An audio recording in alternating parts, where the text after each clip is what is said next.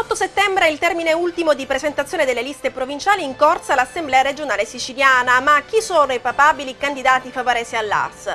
Le prossime elezioni regionali potrebbero essere colpevoli di abbandono o accaparramento di posti liberi nelle liste. Rifiuti nei 19 comuni del lato Gesa Agrigento 2, i lavoratori non vogliono scendere a compromessi e continuano lo sciopero della fame. Intanto il liquidatore Teresa Restivo è stata sentita in procura. Conferenza stampa del sindaco di Favara Manganella sulla risoluzione anticipata del contratto tra ente comune e AIPA. Bentrovati all'informazione di Sicilia TV.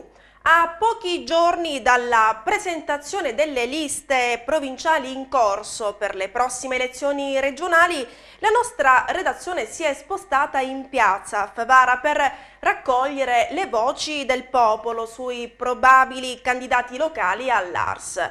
È ovvio, a scanso di equivoci, che i nomi pronunciati in questo servizio che vi proponiamo non sono ufficiali e che quindi vanno prese con le pinze. Sentiamo.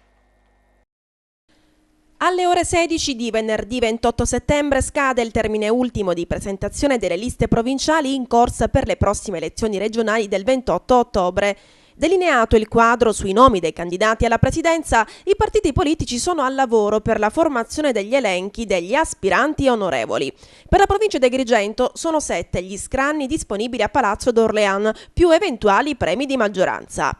Alle già annunciate candidature dei parlamentari agrigentini uscenti, diversi sono gli esponenti espressione non solo del mondo politico pronti a mettersi in gioco. In questi giorni, nella città di Favara, centro quest'ultimo che ha quasi sempre eletto un proprio deputato regionale, sono tanti i nomi che circolano. Ufficiose al momento solo le candidature dell'uscente onorevole PDL Nino Bosco, del dipendente comunale Giovanni Di Caro con il Movimento 5 Stelle e dell'ex vice sindaco di Licata Giuseppe Arnone, creatore del Movimento I Tartassati. Ma nelle piazze di Favara circolano anche altri nomi, come ad esempio quelli dell'ex sindaco Mimmo Russello e del suo vice Lilo Montaperto, entrambi pronti a schierarsi con Italiani Liberi e Forti. Vox Populi indicherebbe anche Emanuele Schembri, portacolori di SEL, ed il consigliere provinciale Salvatore Montaperto, che in rottura con l'UDC sarebbe pronto a candidarsi con il partito dei siciliani di Pistorio. Anche l'ex coordinatore di FLI, Francesco Pullara, potrebbe essere uno dei candidati di Fare Italia nella lista di Musumeci. Da diversi giorni in città si parla anche della posizione politica dell'ex vice sindaco Angelo Messinese, dimessosi dalla carica per la sua probabile candidatura. A quanti danno per scontata la sua corsa nelle file dell'MPA, una voce insistente in città parla di un suo probabile schieramento con Italia dei Valori. Naturalmente alla lista dei papabili onorevoli si devono aggiungere anche giovani professionisti e persone impegnate nel sociale. I nomi che circolano ovviamente sono solo delle indiscrezioni e come tali devono essere prese con le pinze, anche se c'è da dire che non sempre le voci del popolo si allontanano tanto dalla verità. L'ex assessore regionale Sebastiano Di Betta nel giro di pochi giorni lascerà il partito di Fini per aderire a quello di Casini. La decisione sarebbe maturata dopo che il direttivo regionale di FLI ha deciso di non sostenere Crocetta a presidente della regione. Invito tutti coloro che hanno creduto nel terzo polo in Sicilia, dice Di Betta, ad aderire all'UDC al fine di costruire un grande partito di centro capace di fronteggiare le emergenze nazionali e regionali. L'ex assessore regionale ha già annunciato che sosterrà Lilo Fioretto, espressione di buona amministrazione ed attore di una Sicilia che vuole cambiare e crescere. Restando in tema di elezioni regionali, il patto per il territorio di Macedonio e Gallo lascia l'UDC per correre a fianco del PDL. Il gruppo che ha sostenuto Marco Zambuto alle scorse elezioni amministrative di Agrigento avrebbe raggiunto l'alleanza. Secondo indiscrezioni, in prima battuta il candidato alla presidenza Musumeci dovrebbe designare un assessore del patto per il territorio ed inoltre il PDL alle politiche dovrebbe inserire nel listino Riccardo Gallo. E cambiamo argomento. Il Comune di Favara risolve in anticipo il contratto con la società AIPA. L'amministrazione comunale addebita alla società gestore dei tributi locali diverse inadempienze contrattuali, tra queste anche l'aumento non concordato delle spettanze. Il Comune avvia anche le dovute procedure legali di tutela. Il Comune di Favara interrompe l'appalto con la società AIPA SpA che dall'aprile 2007 gestisce per l'ente il servizio di accertamento, liquidazione e riscossione delle entrate tributarie. La risoluzione contrattuale è stata deliberata dalla Giunta Manganella 7 mesi prima rispetto al 14 aprile 2013, deciso con l'atto deliberativo numero 1 della stessa amministrazione comunale. Tra i motivi che hanno spinto sindaco ed assessori a chiudere con AIPA le riscossioni degli agi spettanti che la società avrebbe aumentato comunicando al Comune il relativo aumento solo a cosa avvenuta. Inoltre dal Comune addebitano ad AIPA altri provvedimenti adottati non conformi alle disposizioni contrattuali che avrebbero penalizzato i contribuenti. Per questo motivo, oltre alla risoluzione contrattuale per colpa, l'amministrazione comunale di Favara ha dato incarico all'avvocato Angelo Cacciatore del Foro di Palermo di tutelare l'ente sia in sede giudiziale che extragiudiziale. Come cambia il sistema di riscossione dei tributi locali? Il sistema cambia così come abbiamo promesso in campagna elettorale, così come è stato scritto nel nostro programma elettorale, e cioè dire dalla gestione privata affidata a terzi si passa ad una gestione diretta fatta quindi dai dipendenti del nostro comune, che consentirà innanzitutto ai nostri concittadini di risparmiare quantomeno l'agio che adesso e finora è andato a favore dell'AIPA. Quantifichiamolo in denaro?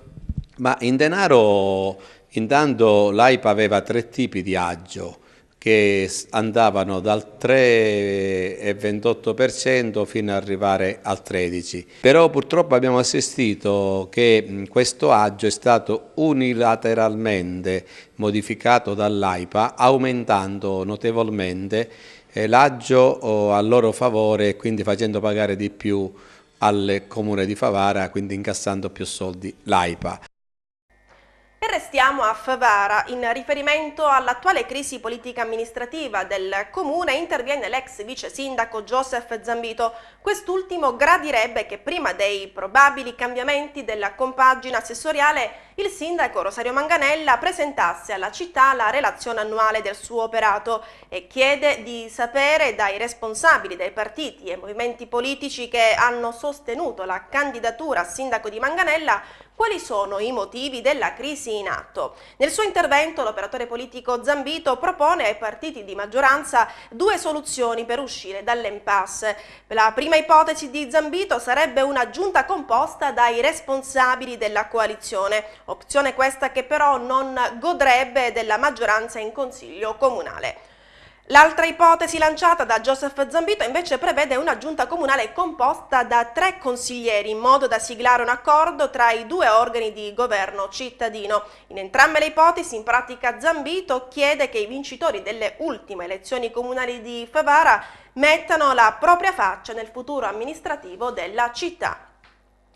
E sull'attuale crisi amministrativa interviene anche il movimento politico Ripensare Favara. Secondo il coordinatore Luca Gargano ed il consigliere comunale Filippo Ceresi è imprescindibile evitare il procrastinarsi della definizione dell'annunciato rimpasto a Palazzo di Città. Secondo il movimento Ripensare Favara occorre innanzitutto fare chiarezza sulla geografia politica all'interno della pubblica assise, distinguendo le forze di maggioranza e di opposizione per poi rimodulare la compagine assessoriale. Gargano e Ceresi nel comunicato ribadiscono il ruolo di opposizione esercitato dal movimento politico in consiglio comunale, ma non è ammissibile, concludono, per quanto qualcuno ci possa puntare, guidato da meri calcoli personali, soprassedere sull'attuale fase di stallo fino ad elezioni regionali consumate, lasciando così la città nel caos più di quanto non lo sia stata dal giugno dello scorso anno ad oggi. E adesso ci fermiamo per la pubblicità, tra poco.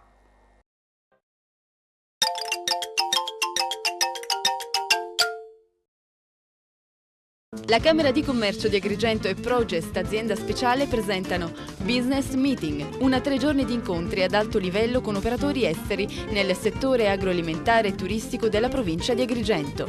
Business Meeting, un'opportunità per il territorio, riservata a 24 imprese del settore agroalimentare e turistico ed anche alle associazioni e consorzi di settore. La richiesta deve essere presentata entro le 13 del 14 settembre 2012 alla Progest, telefono 0922 49 02 25. Altre informazioni sul sito della Camera di Commercio di Agrigento. È tempo di novità! Da Ottica Meli trovi Visureal, l'innovativo software che ti permette di vedere in anteprima quali occhiali si adattano meglio al tuo viso. Ottica Meli esegue la perfetta centratura computerizzata delle tue lenti progressive. Potrai scegliere la montatura più trendy delle marche più prestigiose per essere sempre al passo con i tempi. E in più, promozione secondo occhiale. Il primo lo paghi per intero, per il secondo paghi solo la montatura. Ottica Meli, Viale Pietro Nenni a Favara. Da Ottica Meli, solo il meglio per i tuoi occhi. Raindrops are falling on my head, and just like the guy.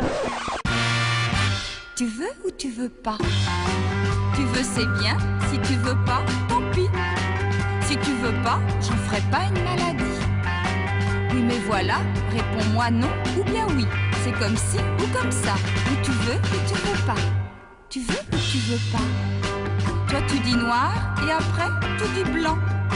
C'est noir, oui, mais si c'est blanc, c'est blanc. C'est noir ou blanc, mais ce n'est pas noir et blanc. C'est comme ci ou comme ça. Ou tu veux pas. La vie, oui, c'est une gymnastique. Per la vostra pubblicità su Sicilia TV, telefonate ai numeri 0922 32 709. E prosegue ad oltranza la protesta degli operatori ecologici del lato Gesa Agrigento 2.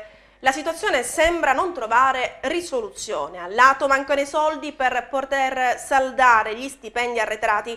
I lavoratori non mollano e minacciano di non andare a lavorare. Intanto il liquidatore di Gesa è stata sentita dalla Procura di Agrigento.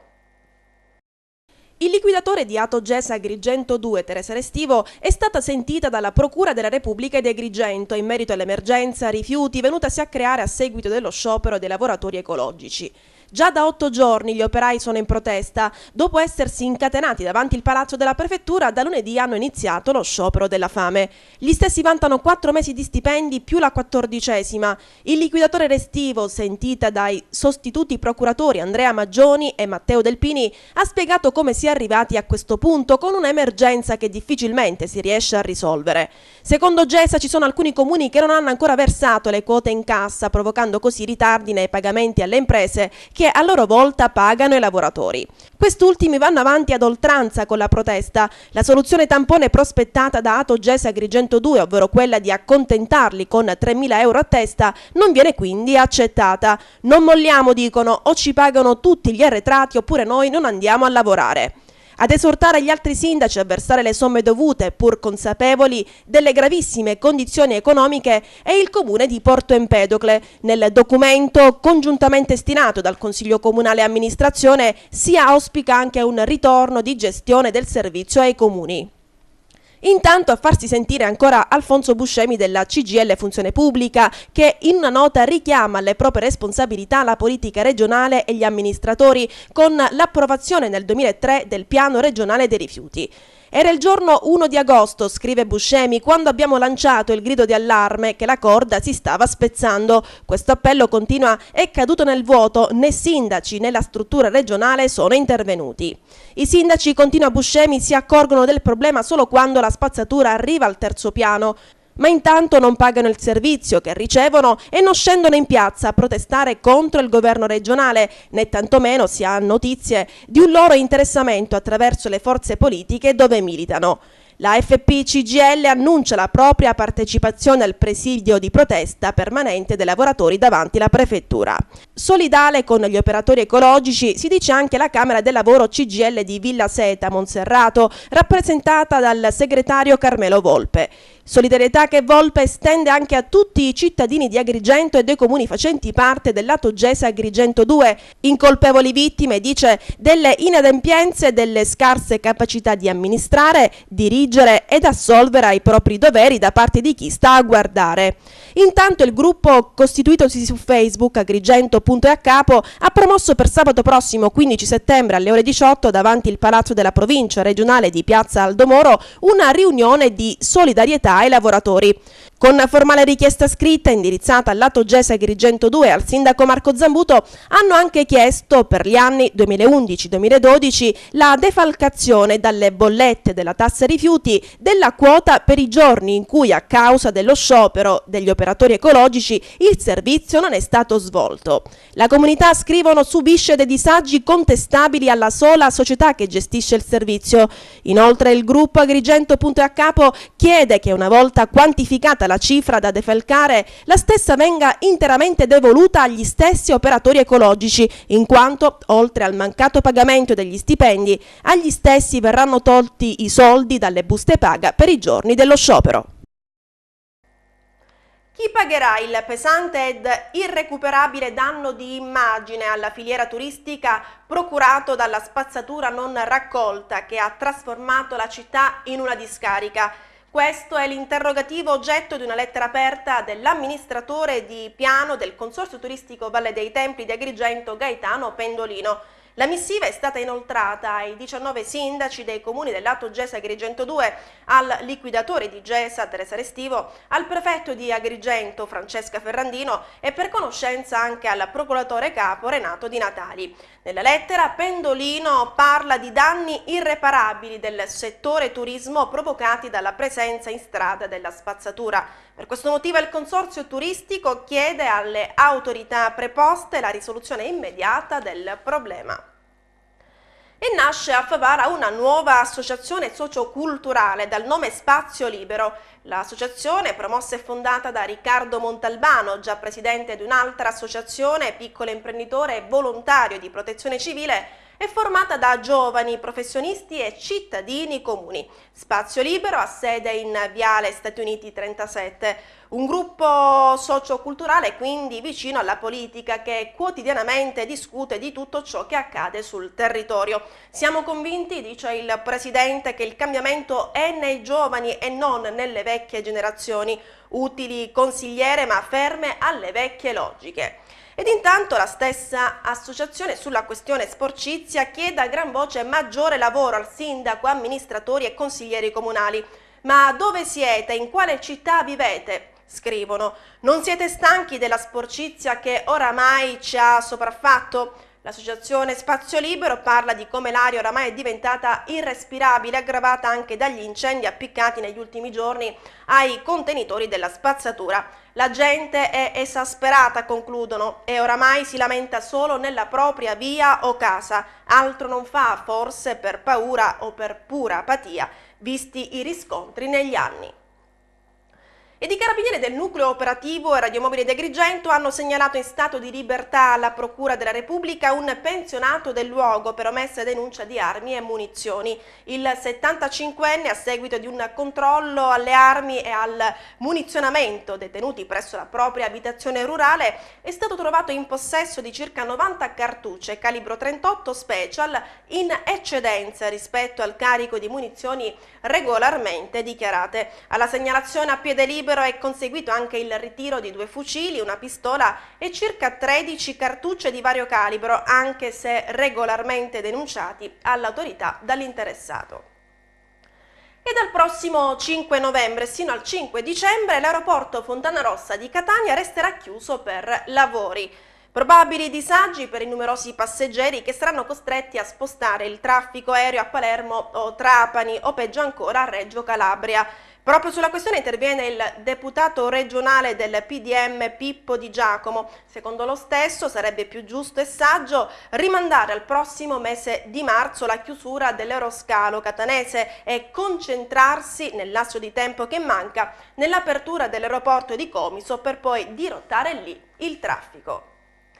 E dopo l'apertura dell'inchiesta da parte della Procura della Repubblica di Agrigento sulla costruzione con cemento depotenziato dell'Istituto Scolastico Enrico Fermi, in quest'ultima struttura è già iniziato lo sgombero. Nessuno quindi potrà rimanere all'interno. A darne disposizione al preside Francesco Casalicchio l'ente provincia regionale di Agrigento. Adesso i 1000 studenti saranno ospitati presso gli istituti Sciascia, Gallo e Brunelleschi. E parte quindi il nuovo anno scolastico in Sicilia. La data ufficiale è il 14 settembre, ma già in alcune scuole gli alunni si sono seduti tra i banchi. Un buon inizio di anno scolastico è stato augurato dal nuovo dirigente del liceo scientifico e linguistico statale Leonardo di Agrigento, dottoressa Ierna, e del corpo docente agli alunni che hanno scelto di frequentare il loro istituto. Inoltre l'istituzione scolastica invita i genitori degli alunni ad intervenire insieme ai figli con entusiasmo in modo da iniziare una conoscenza ed una collaborazione proficua tra le componenti scolastiche. E sulla conquista del titolo di Miss Italia 2012 della giovane Giusy Buscemi di Menfi, gioia e soddisfazione esprime a nome personale dell'intero Consiglio Provinciale di Agrigento il vicepresidente vicario Mario Lazzano. Una grande soddisfazione per la città di Menfi e per l'intera provincia di Agrigento, dice Lazzano, che vede una delle figlie belle ed intelligenti di questa nostra provincia varcare i confini della ribalta nazionale. Auguro, conclude Lazzano, che si possa avverare la sua aspirazione, quali quella di diventare attrice. Cerimonia di premiazione domani giovedì ad Agrigento del secondo concorso Fotografa San Calogero, rassegna quest'ultima promossa dalla testata online agrigentooggi.it, diretta da Domenico Vecchio, e dal consorzio turistico Valle dei Templi, presieduto da Paolo Pullara, con il patrocinio e la collaborazione dei fotografi dell'associazione DIN24 e del Lions Club Agrigento Host. A scegliere i migliori scatti che immortalano la devozione popolare degli agrigentini nei confronti del Santo Nero, una qualificata giuria di esperti di cui è presidente Massimo Palamenghi. La cerimonia di premiazione si svolge alle ore 21 presso l'Hotel Baia di Ulisse. Bene, con questo è tutto, grazie per averci seguito, do linea alla regia per il meteo, a seguire la sigla. Grazie ancora per averci seguito, appuntamento alla prossima edizione.